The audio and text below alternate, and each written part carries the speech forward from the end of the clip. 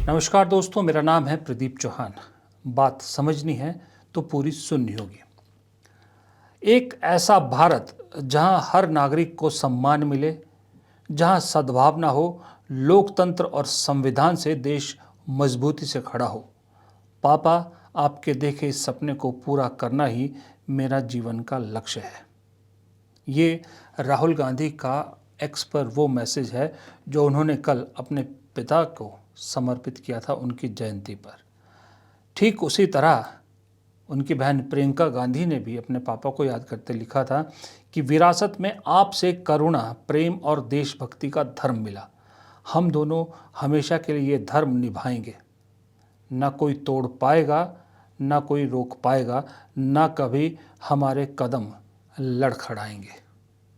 ये प्रियंका गांधी ने कहा। और वही प्रियंका गांधी जो कहती हैं कि मेरा भाई न किसी से डरता है, न डरेगा, न किसी के आगे झुका है, न झुकेगा। अपने पिता के आदर्शों पर चलने का खुल के ऐलान अब दोनों भाई बहन करने लगे हैं।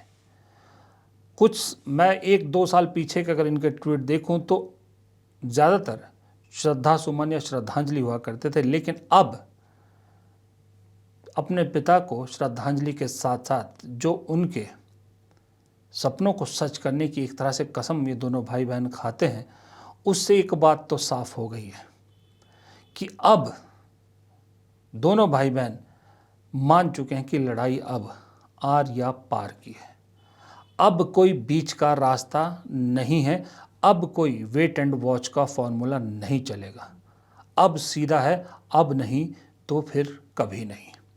ये एक तरह से दोनों भाई बहन मंत्र मान चुके हैं। इसीलिए आज की डेट में दोनों भाई बहन ने अकेले अपने कंधों पर पूरी कांग्रेस को खींच रखा है। इनफैक्ट मैं तो कहूँगा पूरे विपक्ष को खींच रखा है। एक भाई ने सीधा हमला करके कभी सड़क पर तो कभी रैलियों में, कभी संसद के अंदर सरकार को कटघरे में खड़ा करने की जिम्मेदारी उठाई है, तो बहन ने उसी सदन के बाहर और अंदर विपक्ष को, समूचे विपक्ष को अपने भाई के पीछे खड़ा करने का जिम्मा लिया है। मैं बात आज राजीव गांधी के को लेके जो उन्होंने मैसेज किया उसकी इसलिए कर रहा हूँ कि कल शाम को जो वीडियो था उसमें जो है वो मौका नहीं मिला था, लेकिन जिक्र करना ज़रूरी था। जिक्र इसलिए करना ज़रूरी था क्योंकि कल ही राजीव गांधी की जो जयंती की है, उनका एक योजना का जिक्र करना बड़ा ज़रूरी है कि वो एक ऐसी योजना राजीव गांधी की जो आज भी इस देश की आन बान और शान बनी बैठी। बड़ी कोशिश की सरकार ने कि उस योजना को या उस काम को कुछ डिफेम किया जाए या कुछ कम किया जाए, नहीं हो पाया। तो उसके और कुछ नहीं बस चला तो उसके नाम में ही थोड़ा सा बदल दिया, थोड़ा जोड़ तोड़ कर दी गई, लेकिन वो तब भी खड़ी है। और उस राजीव गांधी के उसके काम का नाम है जवाहर नवोदय विद्यालय। जी हाँ, जवाहर नवोदय विद्यालय राजीव गांधी का सपना था, राजीव गांधी की योजना थी। कहने वाले कहते हैं, मुझे नहीं मालूम कितनी सच्चाई, कहने वाले कहते हैं कि राजीव गांधी पॉलिटिक्स में नहीं आना चाहते थे। तो हमको भी मालूम है कि बाय डिफ़ॉल्ट पॉलिटिक्स में आए वो परिवार के साथ समय बिताना चाहते थे, परिवार अपने बच्चों को अच्छी एजुकेशन देना चाहते थे, इसलिए अपने बच्चों को राहुल गांधी को दून स्कूल में डाला था और प्रियंका गांधी को भी देहरादून में ही दूसरे स्कूल में डाला था, शायद वेलम स्कूल में थी। तो कहा जाता है जब राजीव गांधी प्रधानमंत्री बने तो एक दिन अपने बच्चों से मिलने गए। जब दून स्कूल में राहुल गांधी से मिल के आए तो वापसी में उनके दिमाग में एक ख्याल आया कि मैं प्रधानमंत्री हूँ देश का, मेरे बच्चे दून स्कूल की एजुकेशन अफोर्ड कर सकते हैं, लेकिन इस देश में तो बहुत से ऐसे बच्चे हैं जो ब्रिलियंट है, बहुत जीनियस है, लेकिन वो दून स्कूल जैसी एजुकेशन नहीं अफोर्ड कर सकते। तो क्यों ना कुछ ऐसा किया जाए कि कुछ ऐसे संस्थान बनाया जाए जहाँ गरीब बच्चों को भी बढ़िया क्वालिटी की एजुकेशन मिले। फिर आके उन्होंने नरसिम्हा राव से इसका जिक्र किया जो शायद उस वक्त एचआरडी मिनिस्टर थे। फिर उन्होंने अपनी टीम से जिक्र किया। फिर आइडिया आया नवोदय विद्यालय का कि एक ऐसा स्कूल बनाया जाए जो दून स्कूल की तरह बोर्डिंग फैसिलिटीज़ में हो, जहाँ की एजुकेशन टॉप लेवल की हो। क्योंकि उस वक्त जब ये सोचा था राजीव गांधी ने, उस वक्त गांव देहात के स्कूलों में आपको मालूम है ढंग से हिंदी मीडियम में या रीजनल लैंग्वेज में नहीं पढ़ाया जाता था, टीचर नहीं होते थे, स्कूल नहीं होते थे, बैठने बिल्डिंगें नहीं होती थी, बेंच नहीं होते थे। तो बहुत शिक्षा में बहुत बुरे हाल थे कि उसमें ऐसी हालत में दून स्कूल लेवल का कैसे एक सिस्टम बनाया जाए। तब नवोदय विद्यालय में कहा कि हायर लेवल ऐसा स्कूल बनाया जाए जहाँ स्टेट बोर्ड नहीं बल्कि जो CBSE जो एलीट बोर्ड माना जाता है उसका करिकुलम चले, बोर्डिंग स्कूल हो, उसी लेवल पे हो। और एक स्ट्रक्चर बनाया गया कि भाई 6 से लेकर 12th तक बच्चों को पढ़ाया जाएगा। हर ज़िले में, देश के हर ज़िले में एक स्कूल बनाया जाएगा और वहाँ के रूरल बैकग्राउंड के खास करके 60 से 70% बच्चे उसमें रूरल बैकग्राउंड के होंगे। वहाँ से उन्हें निकाला जाए, उन्हें सेलेक्ट किया जाए और 6 साल उस स्कूल में पढ़ाई उनकी कराई जाए, उन्हें तैयार किया जाए और हाई लेवल एजुकेशन उन्हें दी जाए, जिसमें शायद 6 से लेकर 9th तक कम्प्लीटली फ्री होती है और 9th के बाद 12th तक, 12वीं तक शायद 600 रुपया महीना ऐसा कुछ नॉमिनल सी फीस होती है। इस सपने के साथ जवाहर नवोदय विद्यालय की शुरुआत हुई और ये शुरुआत हुई थी आई थिंक सन 1986 में। जी हाँ, 1986 में राजीव गांधी ने ये सपना देखा और उसके बाद 1986 में national policy on education to modernize and expand higher education program across India, इसके तहत 1986 में जवाहर नवोदय विद्यालय सिस्टम का एक नींव रखी गई, जो central government based education institute है, जो रूरल पॉपुलेशन, गांव देहाती पॉपुलेशन के लिए फ्री और उसके बाद फिर थोड़ा सा पार्शल पेमेंट वाली एजुकेशन प्रोवाइड करे। जो करिकुलम वहाँ रखा गया वो CBSE का रखा गया। याद है आपको 1986 में, अगर आप उस वक्त के आसपास के पढ़े हैं, क्योंकि मैं उस वक्त खुद स्कूल में था, मुझे अच्छी तरह मालूम है। हम लोग स्टेट बोर्ड हिंदी मीडियम स्कूलों में पढ़ा करते थे। CBSE स्कूलों में पढ़ने वाले बच्चों को हम लोग किसी और नज़र से देखते थे। हमें लगता था ये सोसाइटी ही कुछ और है और वो भी हमें उसी नज़र से देखते थे। उन्हें लगता था वो एलीट क्लास है। तो CBSE का सिलेबस गांव के बच्चों को पढ़ाया जाए, वहाँ से शुरुआत हुई। 661 स्कूल, शायद 661 या इतने स्कूल बनाए गए पूरे देश में। इस वक्त 661 स्कूल हैं और आप जानकर हैरान होंगे कि पिछले कई सालों से देश के 10th और 12th, 10वीं और 12वीं के जो परिणाम आते हैं CBSE के, जवाहर नवोदय हमेशा टॉप करता है।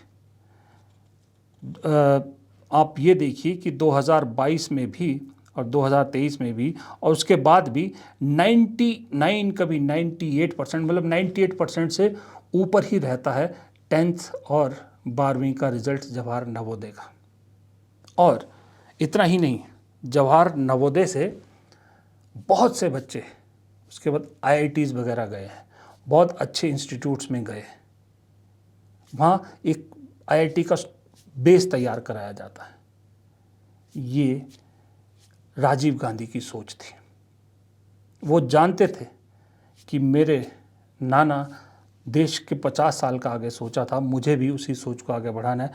1986 में, 1985-83 में या 85-86 में उन्हें लगा कि देश को अगर अगले 50 साल बाद इस देश को आगे बढ़ाना है, स्ट्रॉन्ग करना है, तो एजुकेशन सिस्टम में कुछ ऐसा कोई संस्थान बनाना पड़ेगा जहां गांव के जीनियस लोगों को आगे बढ़ाया जा सके। इसलिए आज हम लोग बड़े गर्व से कहते हैं ना कि देखिए गांव से निकला बच्चा कहाँ पहुंच गया, इस गांव से निकला था। बड़े बड़े कामयाब लोगों की हम जब हिस्ट्री देखते हैं तो उस पर पता लगता ना, ये इस गांव का है, ये उस गांव में पढ़ा, कोई स्लैम में पढ़ा, उस सरकारी स्कूल में पढ़ा। वो कैसे निकला? जब सोच थी उस वक्त के नेताओं की, तभी तो ये हुआ ना। और जवाहर नवोदय विद्यालय उसका एक एग्जाम्पल है, बहुत बड़ा उदाहरण है।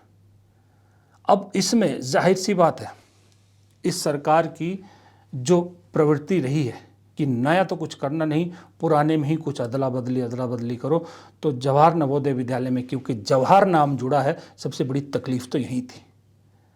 कोशिश की गई कि कुछ बदला जाए, कुछ उसके पैरेलल कुछ खड़ा किया जाए, लेकिन कुछ हो नहीं पाया खड़ा। फिर क्या किया जाए? फिर कहा गया कि चलो कुछ तो कुछ किया जाए, तो फिर एक जो है वो पीएम श्री स्कीम लॉन्च की गई।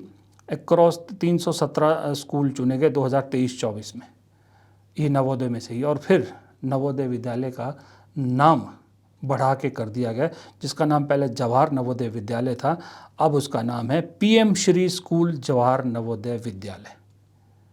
बस इतना ही कर पाई है सरकार, इसके अलावा और कुछ नहीं कर पाई, क्योंकि ये स्कूल कोई प्राइवेट संस्था नहीं चलाती, ये चलाती है नवोदय विद्यालय समिति, जो सीधा शिक्षा मंत्रालय के अंडर आता है, केंद्र सरकार का, और शिक्षा मंत्री इसका चेयरमैन होता है। लेकिन अब इसे कांग्रेस की अच्छाई कहें या कांग्रेस की बुराई कहें, ऐसी ऐसी चीज़ों को कभी कांग्रेस हाईलाइट नहीं कर पाती। नेहरू के सामने एक लकीर खींची जाए, लेकिन पुरजोर कोशिश के बावजूद वो लकीर जब नेहरू से बड़ी नहीं हो पा रही थी, तो नेहरू की लकीर को छोटा करने की कोशिश की गई। और इस लकीर को छोटा करने की कोशिश में हुआ ये कि जो नेहरू धीरे धीरे इतिहास की किताबों में कहीं गुम होते जा रहे थे, इस लकीर छोटी करने की कोशिश ने नेहरू को वापस इतने सालों बाद घर घर पहुंचा दिया। आज हर घर में नेहरू के बारे में कुछ ना कुछ जानकारी ज़रूर है। आज की पीढ़ी शायद नेहरू ना पढ़ती अगर उनकी लकीर को छोटा करने की कोशिश ना की जाती। हुआ कुछ नहीं, उनकी लकीर तो छोटी हुई नहीं बल्कि और बड़ी हो गई। फिर कहा चलिए नेहरू की लकीर नहीं तो कम से कम इंदिरा से तो लकीर बड़ी खींची है। अब इंदिरा की लकीर से बड़ी खींचने के चक्कर में वो भी कामयाबी नहीं हुई, तो चलिए इंदिरा गांधी की लकीर छोटी करो। तो इसलिए संविधान काला दिवस या इस तरह का मना लो, एक नाम रख दिया गया। बताइए कि जिस दिन इमरजेंसी लगाई थी, एक इमरजेंसी के नाम पर कोशिश की गई कि इंदिरा गांधी को छोटी सी लकीर में समेट दिया जाए और अपनी लकीर उसके सामने बड़ी खींच दी जाए। लेकिन कुदरत एक बहुत बड़ा फैक्टर होता है। कुदरत अपना इंसाफ ज़रूर करती है जी, और कुदरत ने अपना इंसाफ दिखाया एक ही चीज़ करके, जिसका नाम बड़े ज़ोरों शोरों से भारी भरकम, जो जया बच्चन भी कहती है ना कि ये नाम लाते कहाँ से इतने भारी भरकम, ऑपरेशन सिंदूर। वो ऑपरेशन सिंदूर ऐसा हुआ कि इतना भारी पड़ा सरकार को कि लोगों को इंदिरा गांधी याद आ गई कि ये सरकार एक ये है जो झुक गई अमेरिका के एक फ़ोन पे, क्योंकि डोनाल्ड ट्रंप बार बार कह रहे हैं, 40 से ज़्यादा बार कह चुके हैं। प्रधानमंत्री ने एक बार भी ये नहीं कहा कि ट्रंप झूठ बोल रहे हैं। और दूसरी तरफ वो इंदिरा थी जिसने अमेरिका के दबाव में झुकने से मना कर दिया और पाकिस्तान के 2 टुकड़े कर दिए। तब तो देश में गोदी मीडिया भी नहीं थी, तब तो लोगों को पता भी नहीं था क्या हो रहा। आज की गोदी मीडिया तो इस्लामाबाद तक भारतीय सेना के कब्जे में करवा चुकी थी। तो हुआ क्या? हुआ ये कि इंदिरा गांधी की लकीर और लंबी हो गई, मोदी जी की लकीर कहीं पीछे रह गई। फिर एक कोशिश होती है कि यार कम से कम राजीव गांधी से तो बड़ी कर लो अपनी लकीर, या राजीव गांधी की लकीर तो अपने से छोटी कर दो। इसलिए राजीव गांधी को भी आए दिन घसीटा जाता है, बहुत सारी चीज़ों के बारे में कहा जाता है, फिर उसमें बड़ी बड़ी चीज़ें फेंकी जाती है। लेकिन जब राजीव गांधी को लेकर सब कुछ बुना जाता है तो अचानक से एक सवाल उठ पड़ता है कि ये जो आज सोशल मीडिया पे ज्ञान बांटा जाता है, एक पूरी ट्रोल गैंग चल रही है, आईटी सेल चल रहा है मोदी जी का, बीजेपी का, व्हाट्सएप यूनिवर्सिटियाँ चल रही है, ये टेक्नोलॉजी भारत में लाया कौन? ये आई कैसे? कंप्यूटर कौन लाया? फिर जवाब आता है राजीव गांधी। तब लोग कहते हैं कि अच्छा, तभी उन्हें कहते हैं आधुनिक भारत के निर्माता। तब सारी चीज़ें धुल जाती है। फिर आपका राम मंदिर हो, हिंदुत्व हो, विश्व गुरु हो, सब खोखली पड़ जाती है उसके सामने। क्योंकि जो प्रधानमंत्री दावा करते हैं कि उन्होंने उस वक्त ईमेल इस्तेमाल की थी जब भारत में ईमेल आई भी नहीं थी, तब डिजिटल कैमरा इस्तेमाल कर लिया था जब भारत में डिजिटल कैमरा आया भी नहीं था, वो लाया कौन भारत में? उसको लाने वाले तो कौन थे? राजीव गांधी ही थे ना। बहुत कोशिश की कि कुछ बदलूं, नहीं बदल सके। मनमोहन सिंह का नहीं बदल सके, 10 साल मनमोहन सिंह प्रधानमंत्री रहे, उन्हीं की योजनाओं का नाम बदल बदल के आज खा रहे हैं, उन्हीं की योजनाओं का नाम बदला है। आप में से कितने लोगों को, सच बताइएगा, मालूम था कि जवाहर नवोदय विद्यालय, नाम सुना होगा आपने, लेकिन कितनों को मालूम था कि जवाहर नवोदय विद्यालय के पीछे की सोच ये थी और जवाहर नवोदय विद्यालय का परफॉर्मेंस इतना अच्छा है। 661 या 662 स्कूल है पूरे देश में और 10th और 12th का रिजल्ट 98% से ऊपर रहता है हर बार। और CBSE का सिलेबस, बड़े बड़े देश के नामी गिरामी प्राइवेट स्कूल ये रिजल्ट नहीं दे पाते, लेकिन जहाँ गरीब गांव के बच्चे पढ़ते हैं, देहात के बच्चे पढ़ते हैं, बहुत से बच्चे तो अनाथ है, वो पढ़ते हैं और उसके बाद ये परफॉर्मेंस आती है। तो ये देन राजीव गांधी की थी। अब ये तो एक छोटी सी कहानी मैंने आपको बताई है, कंप्यूटर के बारे में तो आप सब ने सुना ही है। अब कहीं कोई एक ऐसी चीज़ बता दीजिए जो इन 11 सालों में दिखी हो कि जिसके बारे में हम या आप या हमारे आने वाले बच्चे, अगली पीढ़ी 20 साल बाद 30 साल बाद बात करे कि भाई मोदी जी के राज में ये योजना आई थी, देखिए ये शुरू हुआ था, क्या फ़ायदा हो रहा है। कोई एक ऐसी बता दीजिए। सीधा ही नहीं बता सकते तो कमेंट बॉक्स में बता दीजिए, शायद हो सकता है मेरा भी ज्ञानवर्धन हो जाए। नमस्कार।